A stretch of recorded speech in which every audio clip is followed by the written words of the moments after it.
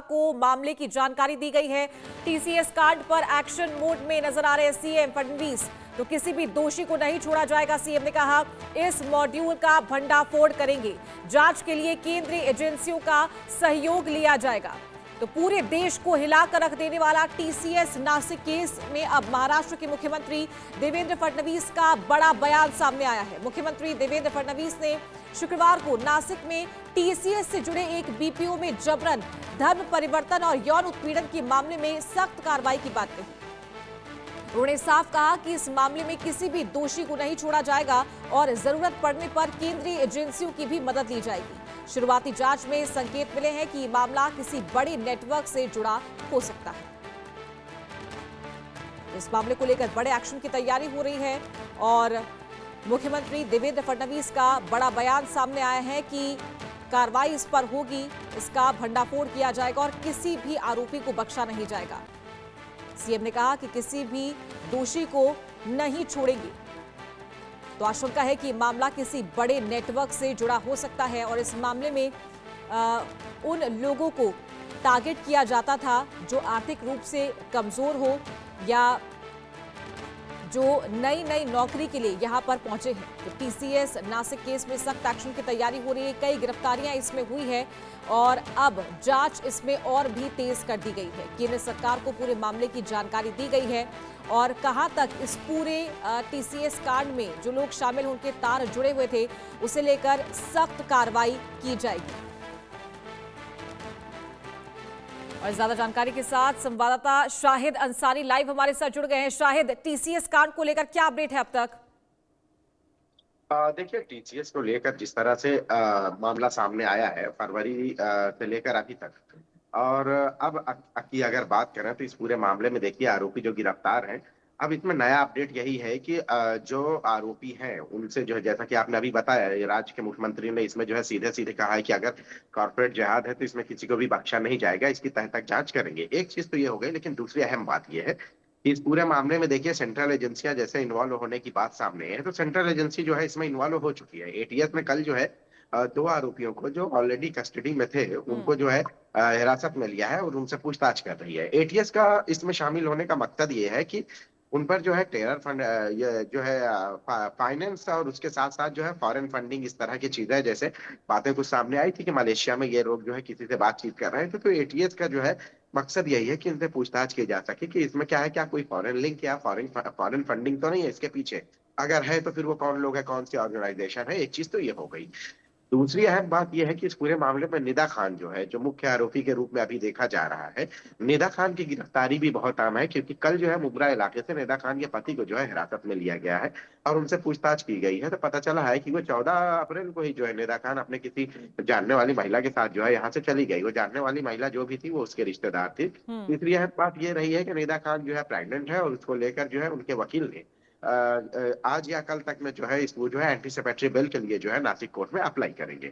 ये अपनी चीजें तो हो गई है, लेकिन अब इस पूरे मामले को लेकर जो है उनके वकीलों का भी यही कहना है, निदा के वकील का भी यही कहना है कि वो जो है एचआर नहीं थी बल्कि एसोसिएट एम्प्लॉय के तौर पर काम करती थी और उसका नाम सिर्फ एक एफआईआर में है, जो एफआईआर देवलाली में हुई थी, और उस एफआईआर में धार्मिक भावना आहत करने का आरोप लगा है। तो ये अपनी चीजें तो सामने आई है और इस पूरे मामले में राज्य के मुख्यमंत्री ने जिस तरह से स्पष्ट कर दिया है कि अगर जो है मामला कारपोरेट जिहाद का लग रहा है तो इसमें जो है हम पूरी तरह से बारीक बीनी से और इसकी तह तक जो है जांच करेंगे और कसूरवार पाए जाने वालों के खिलाफ कार्रवाई करेंगे। वहीं दूसरी तरफ जो है नासिक पुलिस ने ये बताया है कि जो जानकारी मिली है कि इसमें और भी कई लोग हैं जिनको जो है हैरेसमेंट किया गया है, जिनको परेशान किया गया है। लेकिन हैरानी इस बात की है कि वो लोग जो है सामने नहीं आना चाहते, जिसकी वजह से नासिक पुलिस जो है आरोपियों के खिलाफ कार्रवाई नहीं कर सकती। इस मामले में अगर जब लोग सामने आएंगे तो उनके खिलाफ भी कार्रवाई की जाएगी। इसके अलावा आपको बता दूं कि 9 एफआईआर हो गई है और सभी आरोपी जो है अभी भी पुलिस हिरासत में है। मामले की तहकीकात जो है आगे बढ़ रही है और तफ्तीश का दायरा जैसे जैसे सख्त होते जाएगा इस मामले में और भी कई गिरफ्तारियां संभव है। जी बिल्कुल। और साथ ही निदा खान के जो वकील है उनका कहना है कि धर्मांतरण का कोई यहाँ पर सबूत नहीं मिला है और जो निदा है वो पूरी तरीके से यहाँ पर बेकसूर है। साथ ही उन्होंने जो अर्जी है, जमानत याचिका है वो दाखिल की है। उनको खुद को उन्होंने प्रेग्नेंट बताया है। उनके पति से 4 घंटे पूछताछ की गई है।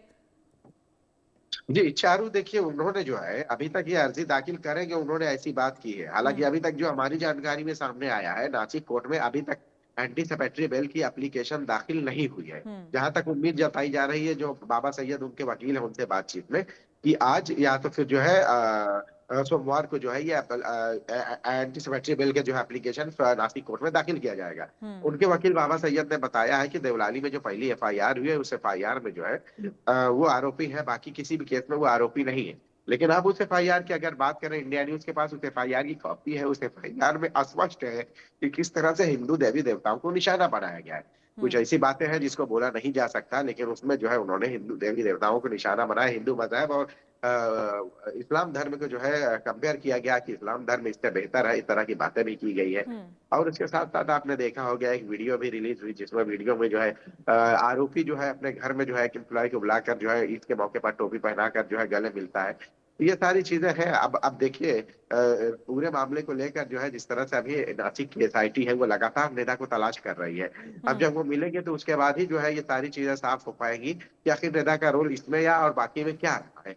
दूसरी हम्म। अहम बात है कि निदा का जो घर है वो भिवंडी है। निदा के मायका जो है वो भिवंडी है, और मुमरा इलाके में वो पिछले 2 महीने से अपने पति के साथ रहती थी। लेकिन जब ये मामला हम्म। हुआ है तो उसके बाद से ही वो मुमरा से भी जो है फरार हो गई है। जी। हम्म।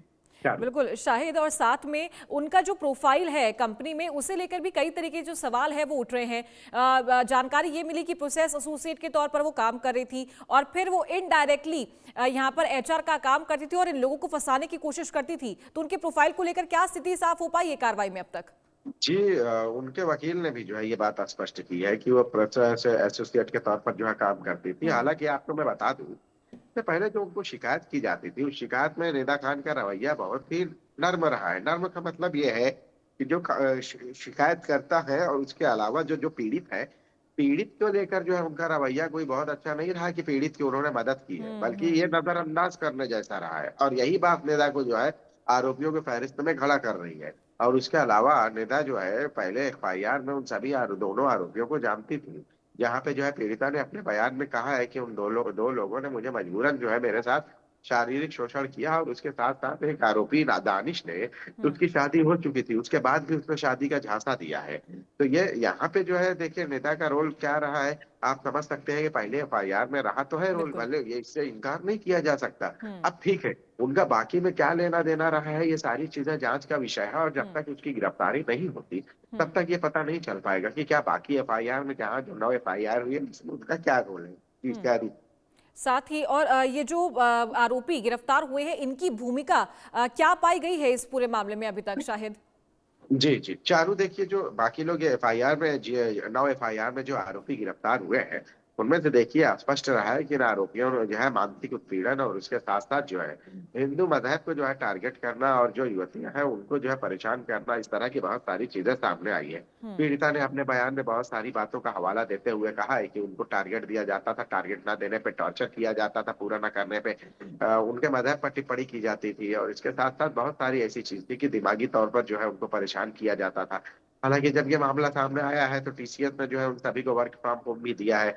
निदा को भी जो है निकाला गया है, लेकिन हम्म। जो है घटना तो घट ठीक है। चुकी है, और उसको जवाबदेही तो उन लोगों की है जिन लोगों ठीक ने है। जो है उन लोगों को परेशान किया है। ठीक जी, है, चारों। चलिए शाहिद, बहुत शुक्रिया आपका ये जानकारी